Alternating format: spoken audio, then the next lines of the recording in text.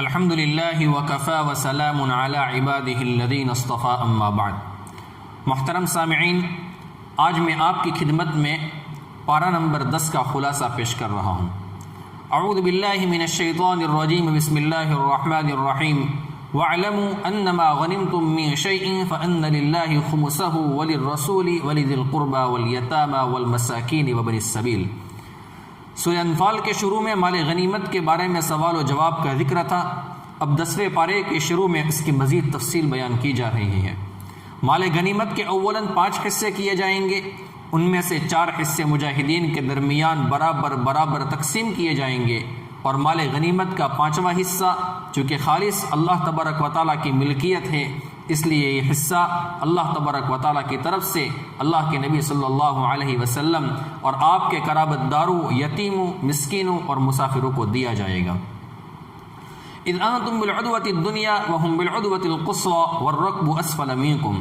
یہاں سے پھر اللہ تبارک و تعالیٰ نے غزوہ بدر کا ذکر فرمایا۔ غزوہ بدر مسلمانوں اور کفار کے درمیان وہ پہلی جنگ ہے جس نے مشرکین مکہ اور کفار کی کمر توڑ کر رکھ دی تھی۔ اس غزوہ میں ظاہری اور مادی طور پر مسلمانوں کے فتح پانے کا کوئی امکان نہیں تھا اور مشرکین مکہ کی شکست کا کوئی احتمال نہیں تھا، مگر اللہ تبارک و تعالیٰ کی غیبی قوت نے سارے ساز و سامان اور ظاہری اسباب کی کایا کو پلٹ کر رکھ دیا، اور یہی وہ جنگ ہے جس نے اسلام کی فتوحات کے دروازے کھولے ہیں۔ غزوہ بدر میں شریک جو صحابہ کرام رضوان اللہ تعالی علیہم اجمعین ہیں، ان کو اللہ تبارک و تعالیٰ نے ایک خاص مقام اور مرتبہ بھی دیا ہے۔ یا ایھا الذین آمنوا اذا لقیتم فئة فاثبتوا واذکروا اللہ کثیرا لعلکم تفلحون واطیعوا اللہ ورسولہ ولا تنازعوا فتفشلوا وتذهب ريحكم واصبروا ان اللہ مع الصابرین ولا تکونوا كالذین خرجوا من دیارهم بطرا ورئاء الناس ويصدون عن سبیل اللہ واللہ بما يعملون محیط۔ یہاں پر 3 آیاتوں کے اندر اللہ تبارک و تعالیٰ نے مسلمانوں کو بتا دیا کہ اگر مسلمان میدان جنگ میں اللہ تبارک و تعالیٰ کی مدد اور نصرت حاصل کرنا چاہتے ہیں تو ان کو 6 کاموں کا اہتمام کرنا پڑے گا۔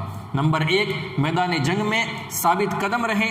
نمبر 2، کثرت سے اللہ تبارک و تعالیٰ کا ذکر کرے۔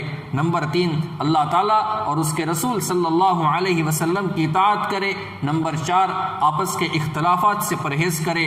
نمبر 5، اگر جنگ میں ناموافق حالات آ جائے تو پھر صبر کرے۔ اور نمبر 6، کفار کی طرح تکبر اور ریا نہ کرے۔ یہ 6 چیزیں ایسی ہیں جو اللہ تبارک و تعالیٰ کی مدد اور نصرت کو کھینچ لیتی ہے، یعنی اس کو اپنی طرف مائل کرتی ہے۔ وَأَعِدُّوا لَهُم مَّا اسْتَطَعْتُم مِّن قُوَّةٍ وَمِن رِّبَاطِ الْخَيْلِ۔ اس آیت میں مسلمانوں کو سمجھایا جا رہا ہے کہ جنگی ہتھیار اور جنگ کے لیے خوب تیاری کرو۔ البتہ یہ ضروری نہیں کہ جتنا ساز و سامان کفار کے پاس ہے مسلمانوں کے پاس بھی اتنا ہونا چاہیے، بلکہ مسلمان اپنی طاقت کے مطابق خوب تیاری کرے۔ جنگ کے لیے تیاری کرنا یہ فرض ہے۔ ما كان لنبي ان يكون له اسرى حتى يثخن في الارض تريدون عرض الدنيا والله يريد الاخره۔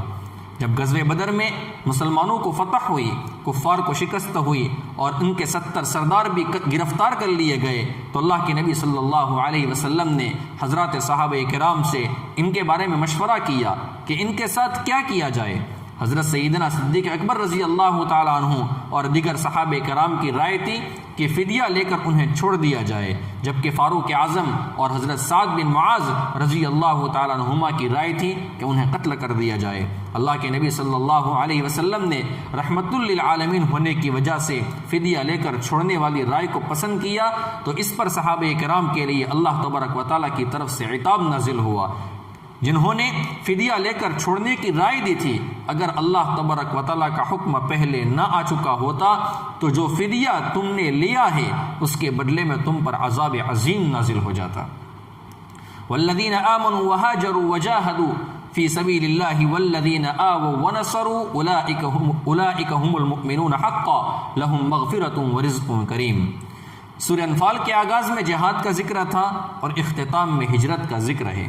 ان آیات میں اللہ تبارک و تعالیٰ نے مہاجرین اور انصار کا تذکرہ فرمایا کہ مہاجرین وہ ہیں جنہوں نے دین اسلام کے لیے ہجرت کی، انصار وہ ہے جنہوں نے اللہ تبارک و تعالیٰ کی رضا کے لیے انہیں ٹھکانہ دیا اور ان کی مدد کی۔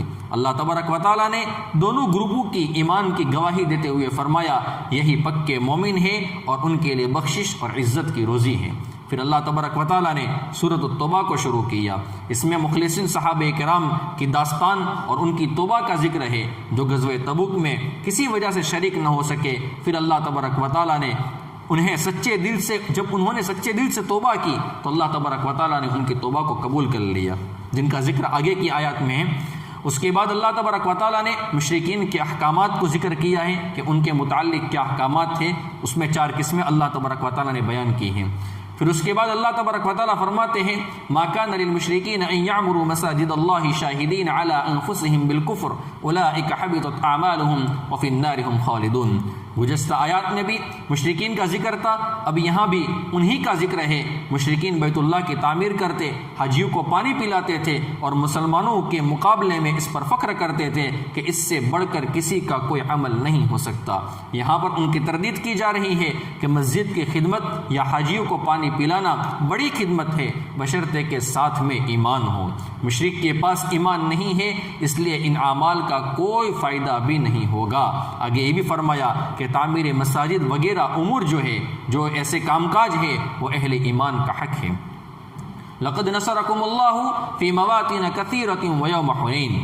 یہاں سے آگے غزوہ حنین کا واقعہ بیان کیا جا رہا ہے۔ فتح مکہ کے بعد قبیلے بنو حوازن جس کا سردار مالک ابن عوف تھا، اس نے مسلمانوں پر حملہ کرنے کے لیے تیاری کی۔ آپ صلی اللہ علیہ وسلم کو بھی اطلاع ہوئی تو صحابہ کرام کا 14,000 کا لشکر لے کر حنین کے مقام پر پہنچ گئے جہاں یہ جنگ ہوئی۔ تعداد کی کثرت کی وجہ سے کچھ صحابہ کرام کی زبان سے نکل گیا کہ آج ہم کسی سے مغلوب نہیں ہو سکتے ہیں کیونکہ ہم زیادہ ہیں۔ یہ بات اللہ تبارک و تعالیٰ کو ناپسند آئی، اللہ تبارک و تعالیٰ کو اچھی نہیں لگی۔ جب مسلمان ایک تنگ وادی سے گزر رہے تھے تو بنو حوازن کے تیر اندازوں نے اچانک حملہ کر دیا جس سے مسلمانوں کے پاؤں اکھڑ گئے، لیکن آپ صلی اللہ علیہ وسلم اور کچھ صحابہ کرام ثابت قدم رہے۔ پھر حضرت عباس رضی اللہ تعالیٰ عنہ کی آواز لگانے پر صحابہ کرام واپس آ گئے۔ نتیجہ یہ ہوا کہ مسلمانوں کو فتح ہو گئی، کفار کو شکست ہو گئی ان کی، اور وہ بھاگ گئے۔ ان کے 70 آدمی بھی مارے گئے، بہت سارا مال غنیمت بھی ہاتھ آیا اور تقریباً 6,000 جنگی قیدی بنائے گئے۔ مسلمانوں کو یہاں یہ بات سمجھائی جا رہی ہے کہ اپنی کثرت اور طاقت پر نظر نہیں کرنی چاہیے بلکہ اللہ تبارک و تعالیٰ کی ذات پر بھروسہ اور توکل رکھنا چاہیے۔ مدد اور نصرت، فتح و شکست یہ اللہ تبارک و تعالیٰ کی طرف سے ہوتی ہیں۔ اس کے بعد قاتل الذین لا یؤمنون باللہ ولا بالیوم الآخر۔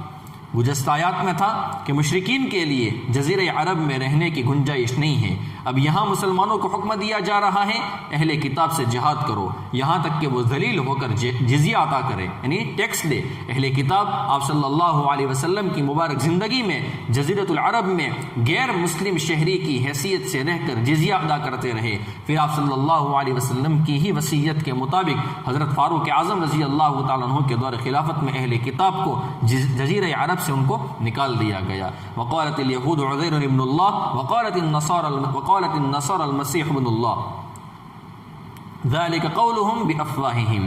یہاں سے لے کر کئی آیات میں اہل کتاب کا ذکر ہے۔ اہل کتاب میں سے یہود حضرت عزیر علیہ السلام کو اور نصارہ حضرت عیسیٰ علیہ السلام کو اللہ تبارک و تعالیٰ کا بیٹا مانتے تھے، اور یہاں پر ان کی تردید کی جا رہی ہے کہ یہ ان کے منہ کی بنائی ہوئی باتیں ہیں، بکواس ہے۔ اللہ تبارک و تعالیٰ کی اللہ تبارک و تعالیٰ ایسی بری باتوں سے، ایسی مشرکانہ باتوں سے پاک اور صاف ہیں۔ یا ایھا الذین آمنوا ان کثیرا من الاحبار والرہبان لیأکلون اموال الناس بالباطل۔ اہل کتاب ناحق طریقوں سے لوگوں کا مال کھاتے ہیں۔ ان میں سے ایک طریقہ یہ تھا کہ حضرت موسیٰ علیہ السلام کی جو شریعت تھی اس میں وہ رد و بدل کر دیتے تھے، تحریف کرتے تھے اور اس پر لوگوں سے پیسے لیتے تھے۔ یہاں اللہ تبارک و تعالیٰ فرما رہے ہیں کہ ان کے لیے قیامت کے دن دردناک عذاب ہوگا۔ یا ایھا الذین آمنوا ما لکم اذا قیل لکم انفروا فی سبیل اللہ اثاقلتم الی الارض ارضیتم بالحیاۃ الدنیا من الآخرہ فما متاع الحیاۃ الدنیا فی الآخرۃ الا قلیل۔ یہاں سے لے کر تقریباً سورت کے اخیر تک مختلف اعتبار سے غزوہ تبوک کا ذکر ہے۔ فتح مکہ اور حنین کے بعد جب آپ صلی اللہ علیہ وسلم مدینہ طیبہ پہنچے تو اطلاع ملی کہ رومی سلطنت کا بادشاہ ہرقل مدینہ منورہ پر ایک زبردست قسم کے حملے کے لیے تیاری کر رہا ہے۔ آپ صلی اللہ علیہ وسلم نے پورے مدینہ کے مسلمانوں کو تیاری کا حکم فرمایا اور 30,000 صحابہ کرام کا لشکر لے کر آپ صلی اللہ علیہ وسلم نے پیش قدمی کی۔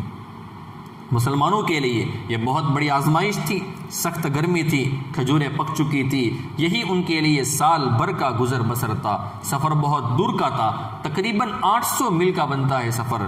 جنگ کے لیے ساز و سامان کم تھا، ادھر مقابلہ دنیا کی سپر پاور طاقت کے ساتھ تھا۔ ایسے بہت سارے مسائل پیش آ رہے تھے۔ آپ صلی اللہ علیہ وسلم اور مسلمانوں کے پیش قدمی کرنے کی وجہ سے کفار پر رعب طاری ہو گیا، وہ واپس چلے گئے اور جنگ کی نوبت نہ آئی۔ منافقین قسمیں کھا کر ہیلے بیان کرنے لگے، بہانے کرنے لگے اور مدینہ میں رک گئے۔ چند ایک مسلمان بھی کسی وجہ سے نہ جا سکے، بعد میں انہوں نے توبہ کی تو اللہ تبارک و تعالیٰ نے ان کی توبہ کو قبول کر لیا، اور اس توبہ کا ذکر وعلی الثلاثۃ الذین خلفوا وغیرہ جو آیتیں ہیں اس کے اندر بھی موجود ہیں۔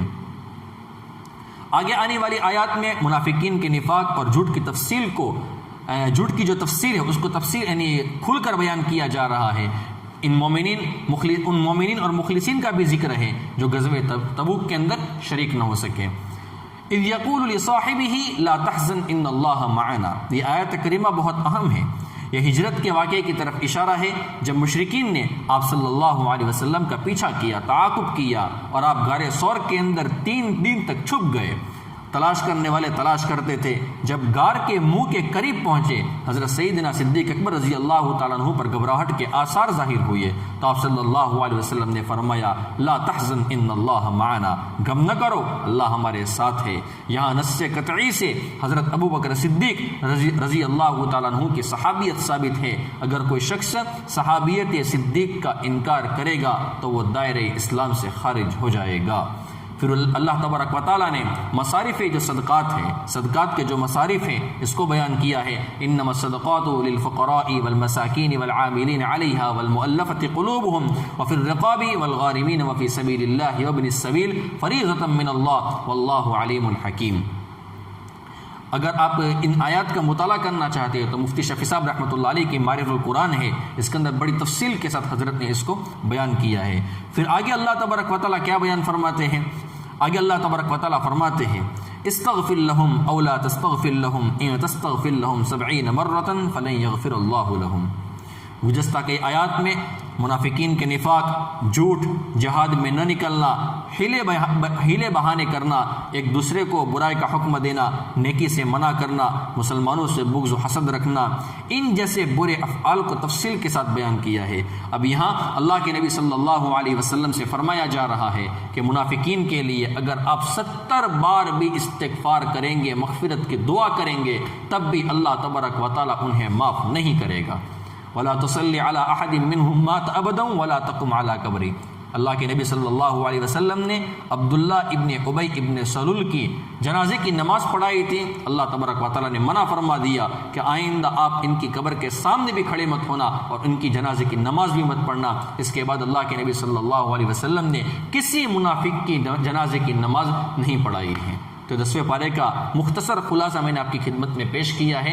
اللہ تبارک و تعالیٰ سے ہم دعا کرتے ہیں اللہ تبارک و تعالیٰ ہمیں نفاق سے بچائے، شرک سے بچائے، بدعات سے اللہ تبارک و تعالیٰ بچائے، اہل حق کے ساتھ رہنے کی توفیق عطا فرمائے، اور حشر کے میدان میں صدیقین، شہداء اور اہل حق جہاں پر ہوں انہی کے ساتھ اللہ تبارک و تعالیٰ حشر فرمائے۔ وآخر دعوانا ان الحمد للہ رب العالمین۔